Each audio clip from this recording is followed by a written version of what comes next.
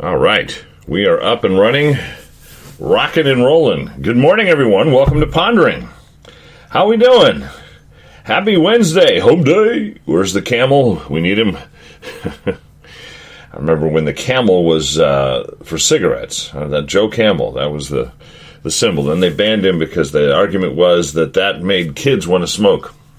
As one who grew up in the 70s and had lots of friends who used to turn the bathroom into smoking lounges, or the bathrooms into smoking lounges at our high school, so much so that I remember they stopped servicing the bathrooms. They wouldn't put toilet paper in there, or paper towels, because there was just, cigarette butts and everything everywhere. And that was their punishment. And I said, well, for those of us who don't smoke, because I never did, that's not fair. And then they banned us from using the locker rooms. And I used to go in there anyway. I remember being a rebel with a cause, because I didn't want to go into the smoking lounge, and there wasn't enough. You couldn't even wash your hands. It was awful. But anyway, all that being said, the camel was not the reason that my friends smoked. Nobody ever went, yeah, I want to be like Joe Camel, man. Yeah. So they smoked because it was supposedly cool, made you look tough, and went all the way back to the 50s, and all the cool kids in the movies smoked, and that affected parents and everybody else. So anyhow, but I digress. But the camel now is a symbol of Hump Day, Wednesday, and I hope you're having a good one already. Good morning to Linda. Good morning to Susie. Anybody else I missed? Welcome to Pondering, the show where we ponder all things, even Joe Camel ads, and we talk. We talk about them, no holds barred, and we do it from an unabashedly, unashamedly, and unapologetically Christian perspective. We do this every weekday morning from 7:30 to about 7:50 a.m. Eastern Standard Time. And, of course, it's available to you on demand here on Facebook, the Pondering Radio page, or via multiple podcast venues. The audio is out there, and you can contribute anytime you want. You can do so in the live stream, like some are right now. Good morning to Gwen as well. Or you can do it after hours. You can do it around the clock on Facebook, of course. You can comment, post cat memes, whatever it is you want to do. Susie says, need more coffee. Yeah, me too. You can send emails, and our email address here at the Pondering Show is ponderingradio@gmail.com. ponderingradio@gmail.com. Good morning to Pastor Jim, the man, the legend, the way of life, the breakfast cereal. Good man. Jim Wiltshire is with us. Good morning. Good morning. Also, by the way, you can call, and you can do that around the clock. If we don't answer, just leave a message. We'll listen to it. We might even play it if you want us to, assuming it's, okay. Yeah, we can disagree on this show, and we just don't want to be disagreeable, nasty, calling names and all that stuff, right? And that's what I mean by okay. But you can call us at 860-500-7163, 860-500-7163, anytime you like. So I want to continue and finish off our series on the blog post I wrote, Soil Study, which you can see a link to that right here on our Pondering Radio Facebook page. Click on it, read it. Read it to your kids as a bedtime story. Anything I write, you can read as a bedtime story. You get about 5 minutes, and then, you're done. I am the greatest cure for insomnia in the history of journalism or writing or publishing, whatever. But we're going to finish that off today. I did want to make a quick comment regarding the whole impeachment craziness going on. I thought of a single question that I would love to be able to ask the presidential candidates running on the Democratic side, or some of the key media people, at CNN, MSNBC, etc. Or I'd love even more so to be able to ask this to Adam Schiff on camera, where he's got to respond to the public as he's hearing the question. A single question that I would argue would just obliterate all this and allow us to move on with the business of the country.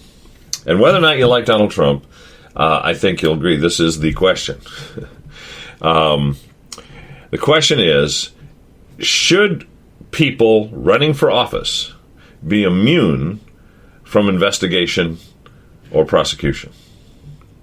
Should people who are running for office, and I don't even mind limiting it, I could say the office of president, but any office, maybe, and we could leave it as broad or as narrow as we like, should people running for office be immune from investigation and prosecution? Now, you see, for those on the left who are pushing this impeachment thing, that is an impossible question to answer. It's one of those Jesus questions, I call them, where he would answer a question with a question and they couldn't answer. They'd often say, "Oh, we don't know," and then he'd say, "Well, then I'm not going to tell you what you asked me either. Have a good day, bye-bye," and he'd walk away. So this is like that. Not to say that my questions would ever rise to the level of his ability, but it's just in the same ilk. A question that nobody wants to answer, so they just kind of walk away. Should people running for office be immune from prosecution? Now, you probably know where I'm going with this, at least in part. If they say, no, they shouldn't, we should better go after them, then this impeachment thing crumbles. First article disappears, second article disappears, because it's tied to the first, because the whole point of it is that President Trump shouldn't have requested an investigation of Joe Biden because Joe Biden was running for president against him. And we all know that if he had had someone else ask the question, someone else had called the Ukrainian president and said, "Hey, I'd like you to look into this Biden thing," along with all the other things he mentioned, which there were several other issues of corruption that he wanted looked at. If it had been someone in the administration, they still would have come after him because it was under his authority, right? Well, if you're not immune just because you're running for president against someone or whatever, then that should be a totally appropriate question. A president of the United States or any other official should be able to ask that question, seek those answers, do that investigation, because you're not immune just because you're a candidate. Therefore, President asking the president of Ukraine to look into Joe Biden and Hunter Biden getting $80,000 a month plus for sitting at home and twiddling his thumbs, and then firing the Attorney General of the Ukraine or asking the president of Ukraine to do so, holding $300 million plus over his head, telling him he wouldn't get that unless he fired the guy, then bragging that that's what happened, and then giving him the money. That whole corrupt scenario should have been allowed to be investigated. There shouldn't be a problem asking for someone to look into that. In fact, some would argue that by law, the president must ask for that kind of thing to be looked into because it's such an egregious abuse of power, right? So if you say that you're running for office, you're not immune from investigation or prosecution, then first article impeachment, gone. Second argument, gone, because it's tied to the first, because it's obstruction of Congress looking into the first, therefore it's irrelevant. On the other hand, if you say yes, that is, I asked the question of, Adam Schiff, Mr. Schiff, should someone running for office be immune from investigation or prosecution? Yes, they should. Well, then Donald Trump should have been. And all the dossier, the Russian investigation, the bugging of the offices, campaign offices, the Trump campaign, all that stuff was illegal, inappropriate, should have been shut down. And since it wasn't, all that evidence, everything else gathered, gone, not admissible, the whole thing collapses. And, we drop it and we move forward. So either way, if you say yes, you say no to the question, should someone running for office be immune? This whole impeachment thing vaporizes. But I doubt we're going to hear that question asked by anybody anytime soon. All right, having digressed, let's move into this whole soil study thing. And we left off in the parable of the sower, talking about the third kind of soil. Now, we looked at the first, sort of the popular path. That the seed that is scattered at first lands on the path and it gets trampled underfoot, and what doesn't get trampled gets eaten by the birds, which Jesus later attributed to the enemy. So it's the enemy, the demons, whatever. The gospel message, the word, the truth disappears, gets crushed, overlooked, stomped on, or just devoured by its oppositions. So by its opponents, I should say. So that's the first type, kind of the politically correct path, the popular path, the path everybody walks, and that should not be our path if we want to bear good fruit and be good soil.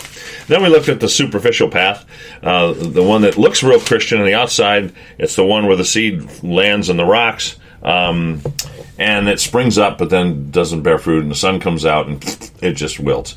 Those are the good time rock and roll, plastic banana, Christians, they have the great bumper stickers, and they wear the right buttons, and they say the right words, and they watch the right movies, listen to the right Christian music.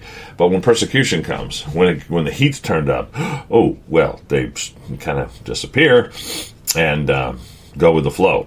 That is also mentioned here and clearly condemned in terms of being any kind of fruit-bearing, any kind of positive type of soil, type of Christian that we should be.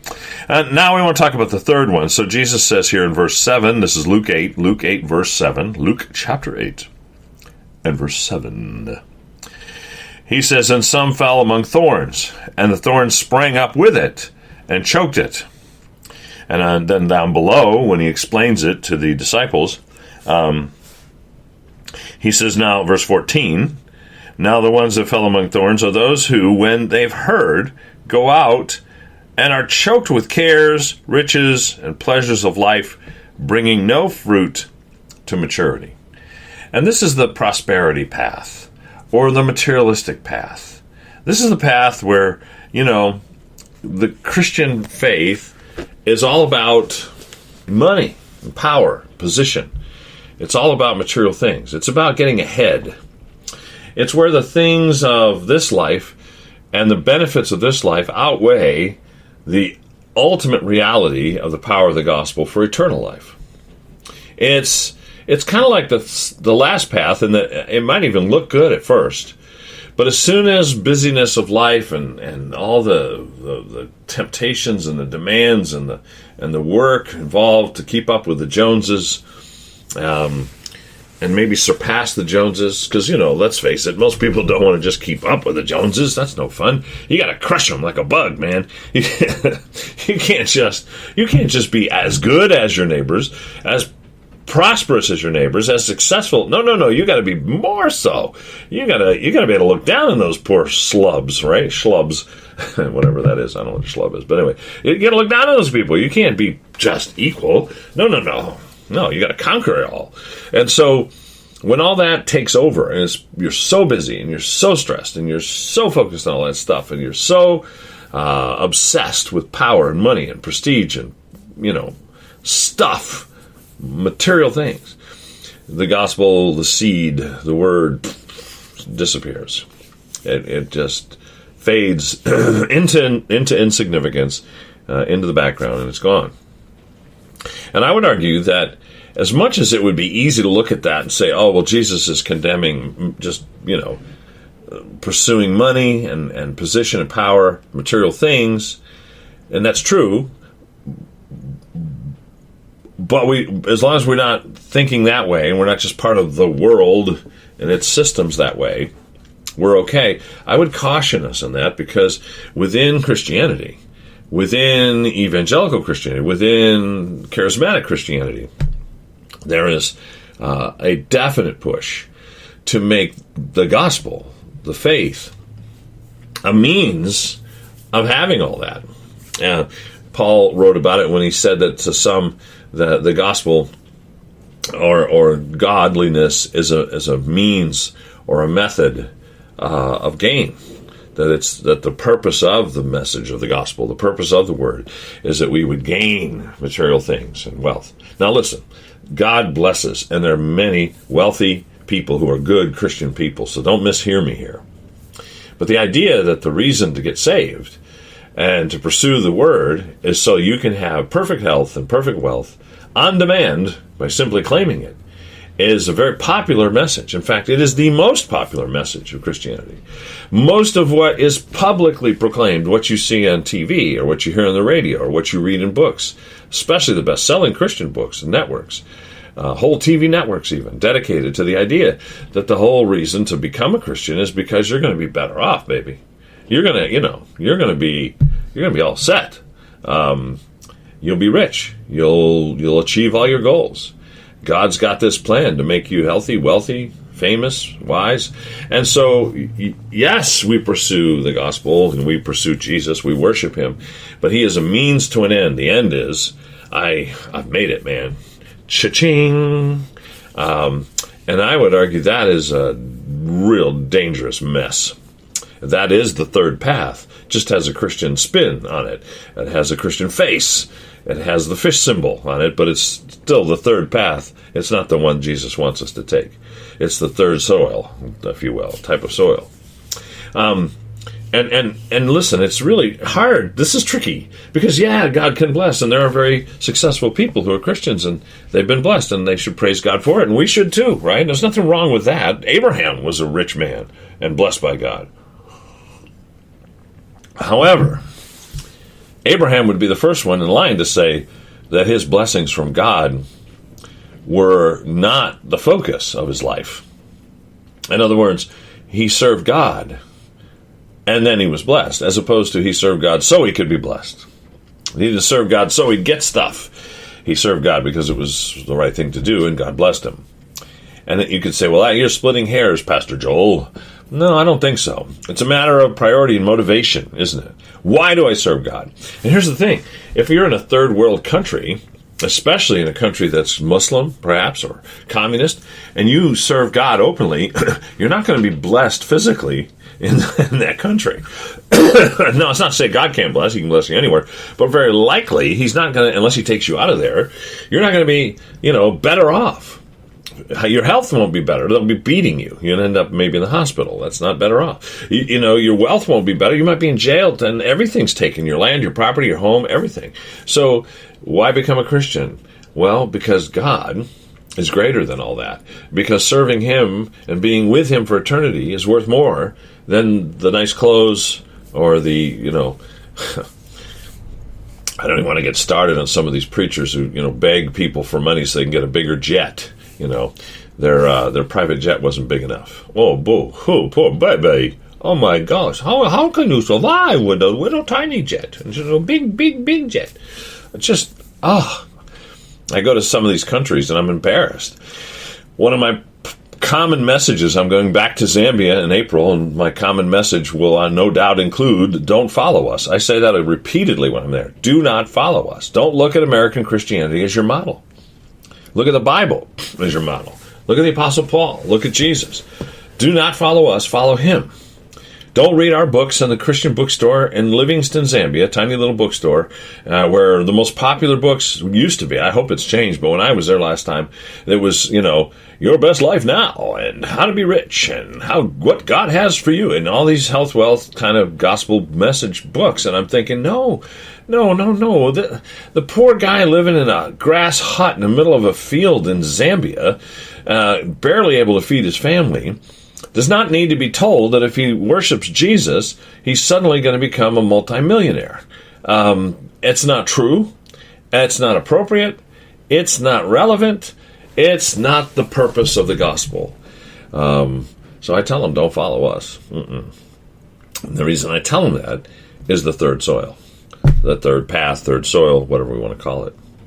No, the real good soil, as we mentioned at the beginning, is what Jesus says at the end, isn't it?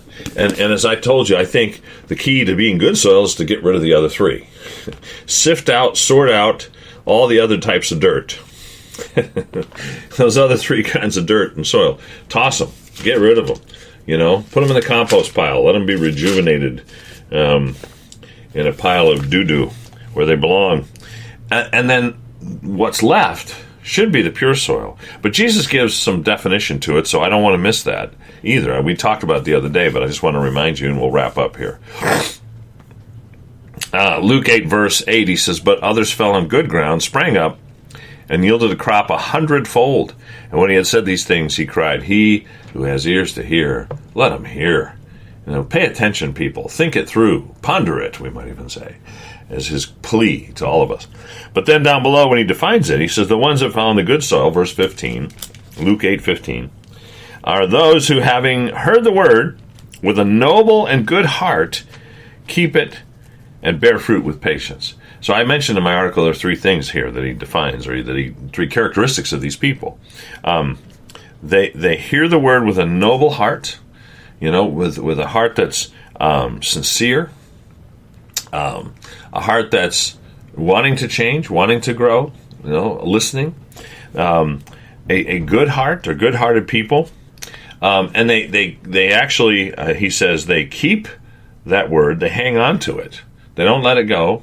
They pursue it, and that's how their roots go deep. We talked about that the other day. So there are a couple things here. And do I have I do not. I was going to say maybe. Well, let me do it this way.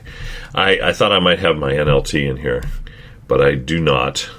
I want to read it to you from there, so let me pull that up real fast. Just bear with me. All right. Because sometimes when you look at different translations, you get a little bit of a nuance. Just a subtlety here or there, as translators look at it with a little, little different perspective, or trying to use more modern English terms. Right, let's do that. Here we go. Okay. Nope, that's not it. Hang on a second, guys. Sorry about that. But anyway, you look at that and you say, hey, okay, I see something I didn't notice before, and I want to make sure that we don't leave that kind of open-ended for some reason. Oh, I know why. Hold on. We're getting there, guys. Do not adjust your sets. This is only a test. For the next 5 seconds, you'll be waiting for me, but in a real emergency, you just run. All right, here we go. Yeah, so Luke 8:15 in the New Living Translation. The seeds that fell on the good soil represent honest, that's the noble piece in the King James, good-hearted people who hear the word, cling to it, and patiently produce a huge harvest. So they are honest people, and I contrasted that with the first type. The politically correct world and crowd is dishonest. We pretend things are offensive that aren't. We pretend things aren't offensive that are. And we all get along, supposedly. At least we pretend to. We pretend we're not different, even though we are different. Whether it's men, women, whatever, different races, different cultures. But we really are different. But at the same time, we say we value diversity. It's duplicitous, it's hypocritical, it's confusing, it's dishonest. But Jesus says the good soil is honest. Then he says good-hearted, meaning they have right motivations, right? Pure motives. They are, deeply committed to the faith. They're not superficial. It's not a game to them. It's not just something they pretend. And then they cling to the word, which is how we avoid the third category, because the word to us is more precious than gold. It's more precious than health, wealth, and prosperity and power. And so again, those three characteristics are the result of rejecting the first three kinds of soil and ending up as the fourth. You're honest, you're good-hearted, and you cling to the word and value it. Yeah, I thought the NLT made that a little clearer, so I wanted to make sure I got to that. All right, so I hope that helps. Hope you're encouraged by that. I hope that makes sense to you. And, feel free to comment on it. Take a look at the article, the blog piece. You can always see all my junk, all my blogs that I post at rissingerrg.com, RissingerRG for resource group. You can also type out resource group, rissingerresourcegroup.com. And just click the blog button. You'll see a whole slew of streams of consciousness that can help you sleep if you're not able to sleep at night. Anyway, good stuff. Love to hear more of your thoughts. Susie says, insert mic drop here. Yeah, okay. There we go. And Brenda, I missed you. I didn't say good morning to you. Here, I'll even wave at you. Bam, there you go. Thank you for joining us. Tell your friends, neighbors, and complete strangers about Pondering. We'll be back tomorrow morning at 7:30. In the meantime, as we love to say here, keep praying. Keep pondering. Do not check your brain at the door, right? Stay in the Word, keep pondering, and we will see you tomorrow morning. God bless you. Bye for now.